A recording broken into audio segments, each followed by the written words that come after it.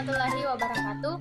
Kembali lagi dengan saya Putri Amelia Lestari dengan NIM 2102-22193, Program Studi Administrasi Publik, Fakultas Ilmu Sosial dan Ilmu Politik, Universitas Muhammadiyah Sinjai. Nah, di video kali ini saya akan memaparkan sebuah soal-soal serta materi mengenai tugas Al-Islam ke Muhammadiyahan 3. Selamat menyaksikan. Adapun teori masuknya Islam ke Nusantara terdiri dari 4, yaitu yang pertama teori India atau Gujarat, yang kedua yaitu teori Arab atau Mekah, dan yang ketiga yaitu teori Persia atau Iran, dan yang keempat yaitu teori Cina. Dari keempat teori tersebut, menurut saya teori terkuat masuknya Islam di Nusantara yaitu teori Arab. Mengapa demikian? Karena teori Arab lebih dahulu masuk ke Indonesia menyebarkan agama Islam di Nusantara, tepatnya pada abad ke-7 Masehi. Sedangkan teori lainnya masuk sekitar abad ke-13 Masehi. Selain itu, ada salah satu bukti teori masuknya Islam di Nusantara, teori masuknya Arab ke Nusantara, yaitu adanya perkampungan di Sumatera Utara yang disebut dengan Bandar Khalifah. Adapun identitas Muhammadiyah yang saya ketahui, yang pertama yaitu Muhammadiyah adalah gerakan Islam, dakwah, amar ma'ruf nahi munkar dan tajdid yang bersumber pada Al-Quran dan As-Sunnah dengan tujuan terwujudnya masyarakat Islam yang sebenar-benarnya. Yang kedua yaitu Muhammadiyah memandang Islam sebagai agama yang berkemajuan dan mengandung kesatuan yang utuh, menyangkut aspek akidah, ibadah, akhlak, dan muamalah duniawiyah. Yang ketiga yaitu perjuangan Muhammadiyah lebih memilih jalur dakwah kemasyarakatan dibanding menempuh di bidang politik sebagaimana yang ditempuh oleh partai politik, namun tetap menjalankan peran-peran kebangsaan.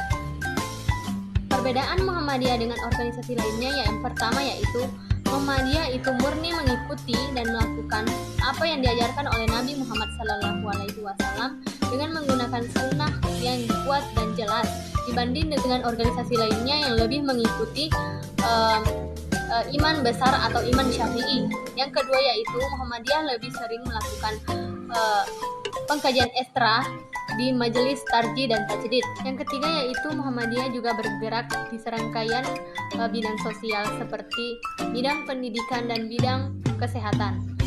Matam keyakinan dan cita-cita hidup Muhammadiyah terdiri dari 5. Yang pertama yaitu Muhammadiyah adalah gerakan Islam, amar ma'ruf nahi munkar yang berakidah Islam yang bersumber pada Al-Quran dan As-Sunnah.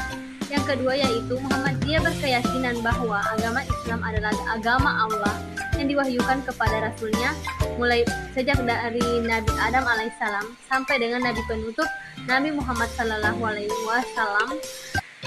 sebagai hidayah dan rahmat Allah kepada umat manusia sepanjang masa.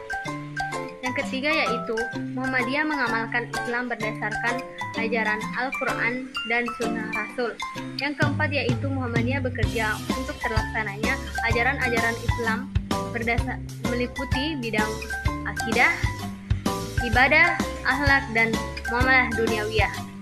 Yang kelima yaitu Muhammadiyah mengajak kepada seluruh lapisan bangsa Indonesia yang telah mendapatkan karunia Allah Subhanahu wa taala berupa tanah air yang mempunyai sumber-sumber kekayaan, kemerdekaan bangsa dan negara Republik Indonesia yang berdasar pada Pancasila dan Undang-Undang Dasar 1945 agar tercipta negara yang adil dan makmur dan diridai Allah Subhanahu wa taala.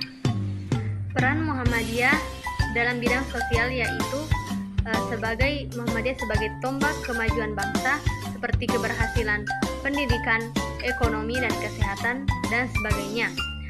Muhammadiyah juga berperan dalam memberantas perselisihan, kebodohan dengan melakukan dakwah di lingkungan masyarakat.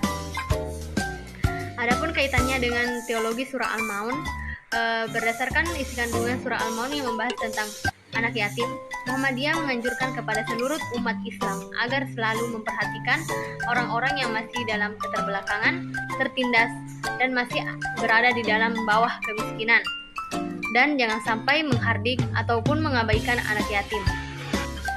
Ada beberapa pengalaman dan manfaat yang bisa saya dapatkan melalui setelah mempelajari dan mengetahui pergerakan Muhammadiyah ini.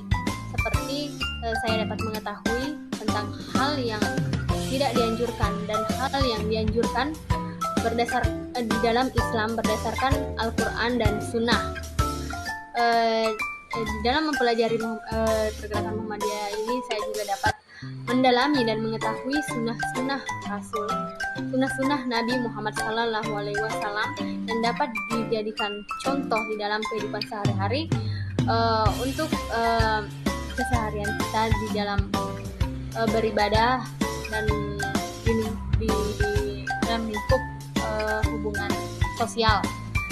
Selain itu, saya juga dapat mengetahui bagaimana bersikap dan bertingkah laku dengan baik di dalam lingkungan keluarga maupun di lingkungan masyarakat. Itulah beberapa bahasan yang dapat saya sampaikan. Semoga video ini dapat bermanfaat bagi kita semua. Saya ucapkan lebih dan kurangnya mohon dimaafkan. Wabillahi fisabilil haq, fastabiqul khairat. Wassalamualaikum warahmatullahi wabarakatuh.